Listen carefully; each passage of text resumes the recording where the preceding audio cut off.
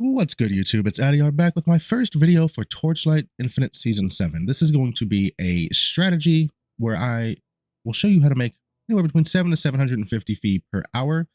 No maps, just pure canvas spam. I've also gone through, broken it down to see just how much the legendary pet is actually increasing this. So if you don't have the pet, I've got those numbers for you as well. And just some breakdown information afterward, just to give you some extra info that might be, useful for anybody running canvas. So without further ado, let's go ahead and just hop straight into this. I'm going to try to keep this quick and concise to get you back into your game as soon as possible. If you learn anything new or like the content, go ahead and throw me a sub, like the video, and again, if you learn anything new, let me know. Leave me a comment. Tell me what you learned. Tell me what you didn't learn or want to learn. Anyway, let's go.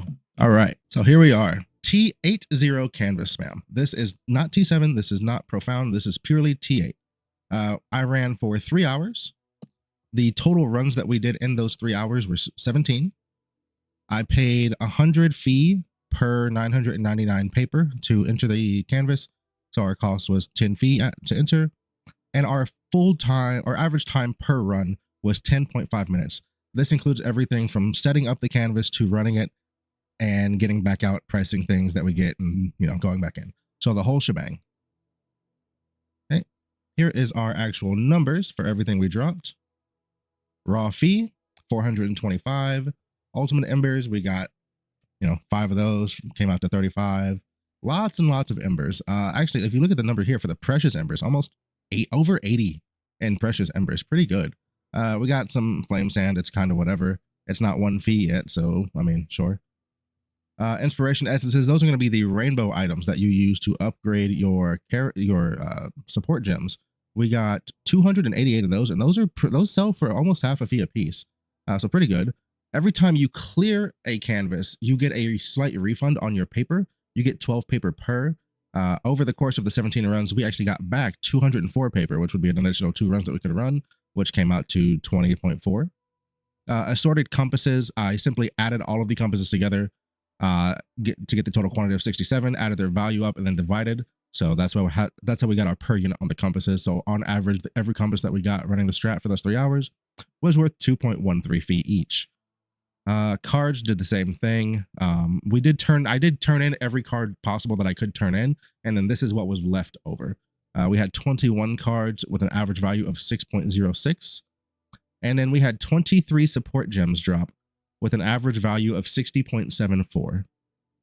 Our totals for everything: raw fee 425, all the embers combined, about 150, sand 10, upgrade material about 130, 20 for the snow paper, almost over 140 for compasses, 127 for cards, and almost 1,400 in supports. Here are our profit numbers. Our total revenue pre-tax was 2,406 fee. Our total profit, subtracting our costs of entry, which is just the paper, because that's the only thing you pay for to do this, that brings that down to 2,236, with an average profit per hour of 745 and 131 per run. Adjusted to account for your taxes, that's going to bring us to 662 per hour, and then 116.98 per map run. To find this number, we add all of these together, except for the raw fee, subtract the 1 and 8 cost for selling things on the auction house. After we've done that, we then add in the raw fee, and that's how we get our totals here. So pretty good.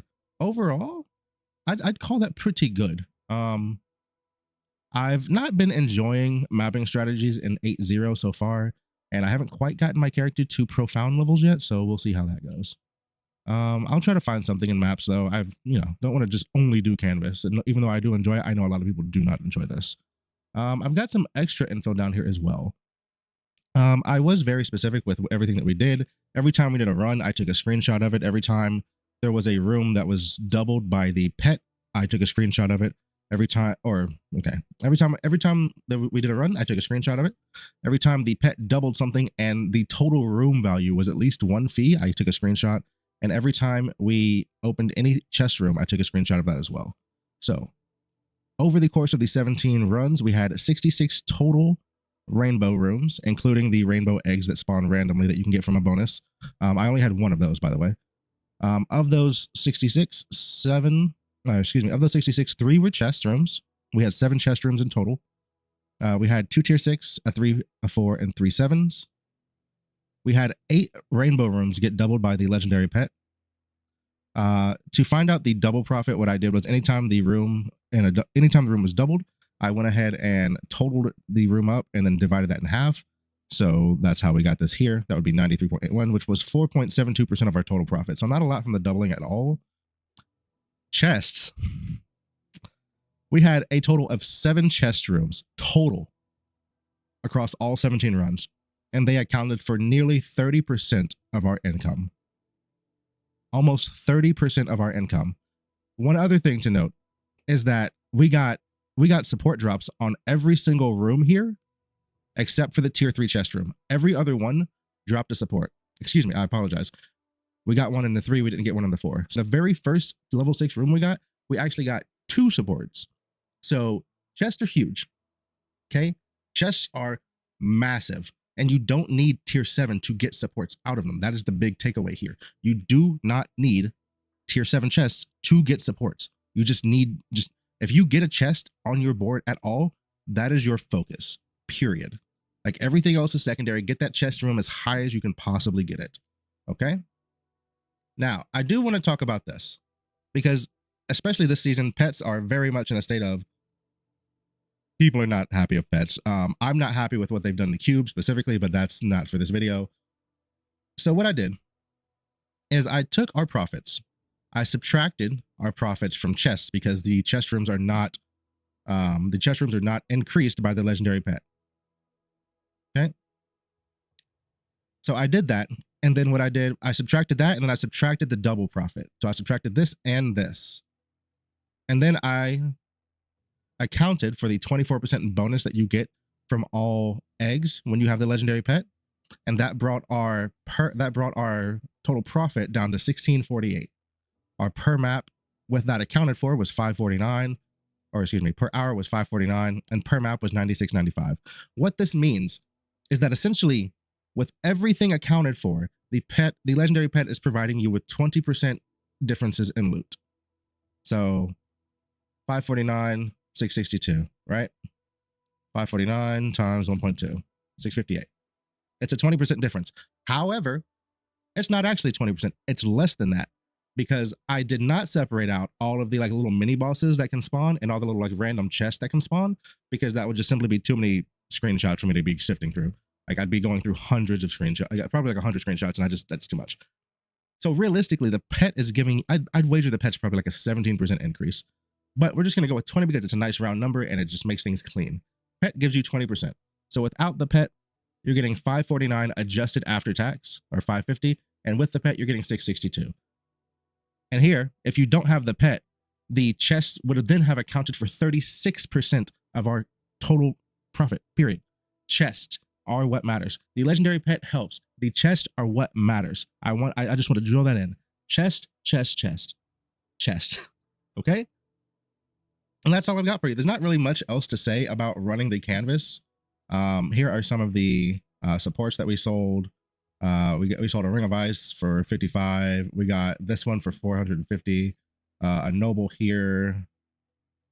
Let's see. Chain Lightning. Like they're all over the price, right?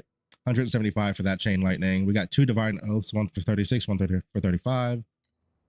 And again, it's super easy. You just buy paper. Come over here. Oh, and I should bring this up because this is exactly how I was running them. Anytime I did a run, this is a run that I did outside of that, so don't pay attention to this room specifically. The way the rooms were done is that any room that was tier 4 and above, I would 100% open that room.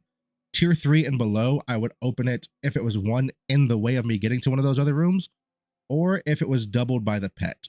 If it was doubled by the pet, even if it was tier 1, 2, or 3, I would always open it. That way I made sure to open every single doubled room from the pet. And that's pretty much it. Yeah, there's not really much to say about it. You just go in, you set up your board. I've got a chest right here, so I'm going to focus on that. And you just go from there. You don't need anything on your Atlas. Your Atlas has nothing to do with it. You just go in, you blast, you make money, you have fun. Yeah. I'll be streaming right after I upload this video. So if you want to come and hang out for a bit, feel free to do so. And I hope I was able to show you something that's helpful.